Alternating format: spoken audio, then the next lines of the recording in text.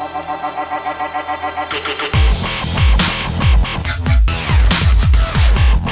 all are having a great day and a great Thanksgiving for those of you who do celebrate it. Today I wanted to talk a little bit about post-update farming.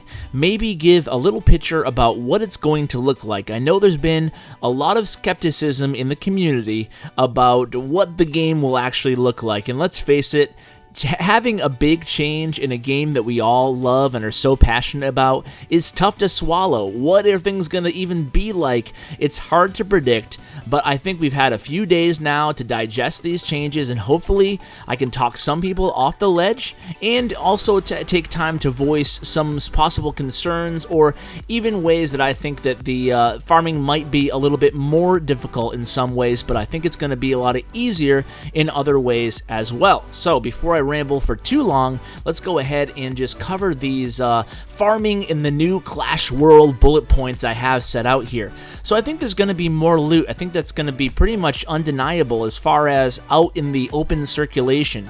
Now, why is there going to be more loot? Well, because of the non-town hall snipes and people going on defense more often, there's just really not going to be as many people hiding behind those shields almost constantly throughout the day.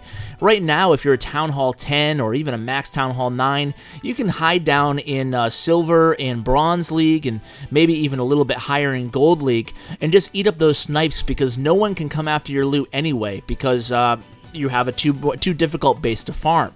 So there's going to be more loot, and that goes all the way throughout the leagues. And now the next thing that transitions is the balanced leagues. So I think the loot bonus, personally here, my speculation is that will really help to balance the leagues out. Now, what does that mean, balancing leagues? So it's not just for trophy pushers. It has strong implications to the farming community as well.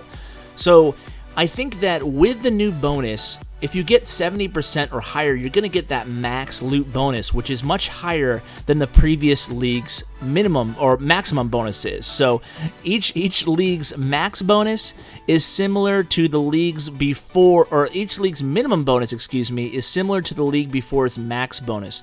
So what does that practically mean? It means that if you're farming and consistently getting 100% on bases because everything's just too easy, maybe you're a high level attacker, or maybe you're just using more expensive armies, well, it will behoove you to actually go up in leagues.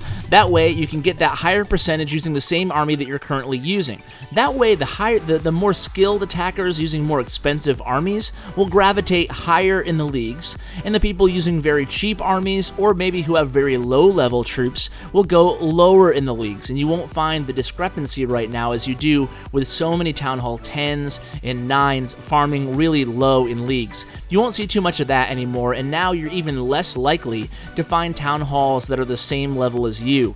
So they changed that one update ago, now they changed it again to make it even less likely. So Town Hall 10s aren't going to be able to bully Town Hall 8s and 9s as much as they do right now. So it's going to also be harder to keep your loot, right?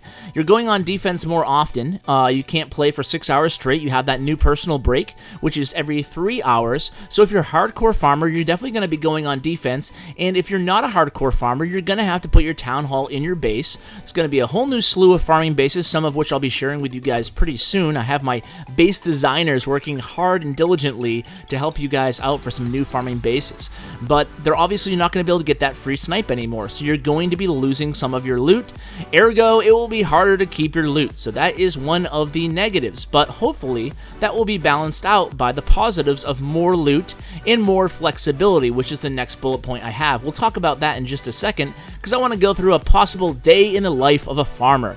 That will be coming up in a short second.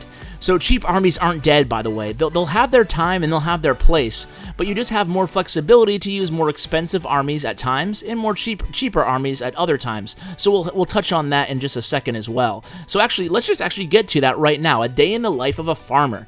So this is a hypothetical here, obviously, but hopefully by just running through a day in the life of someone who's just farming up their troops and their resources, maybe this will shed a little light on what the game might possibly look like after the update hits. Again, not any reason to panic. I'm sure after a couple days, people kind of adjust and get used to the new Clash, and then after a couple weeks, maybe they'll learn to like some things, learn to not like some other things, and then after a couple months, my bet would be You won't even remember a day, or you'll have to really harken back to the days where you could get a cheap shield by the town hall out back in your day.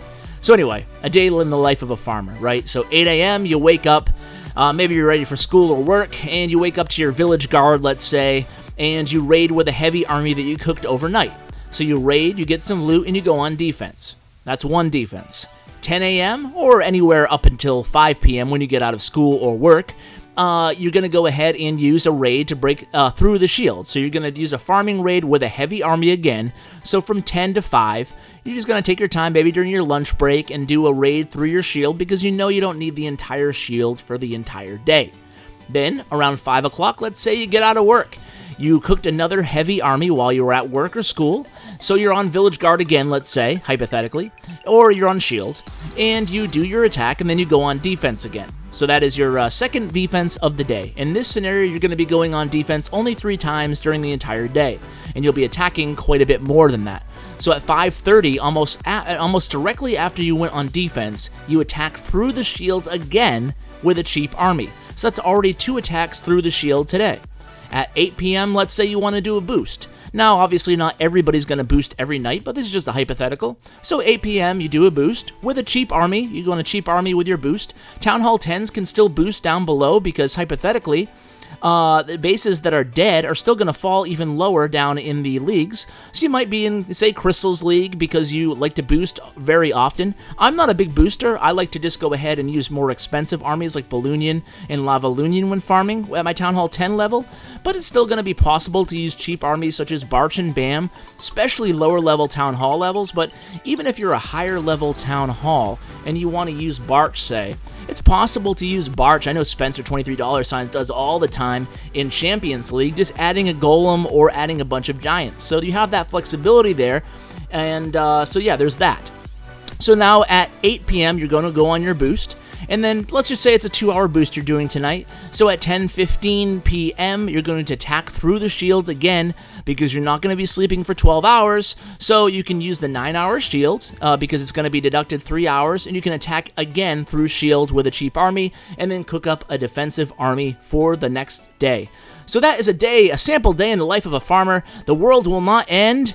You'll still be hitting your defenses, but hopefully you can get a few more attacks in with a flexibility that you can actually work and cater towards your own schedule.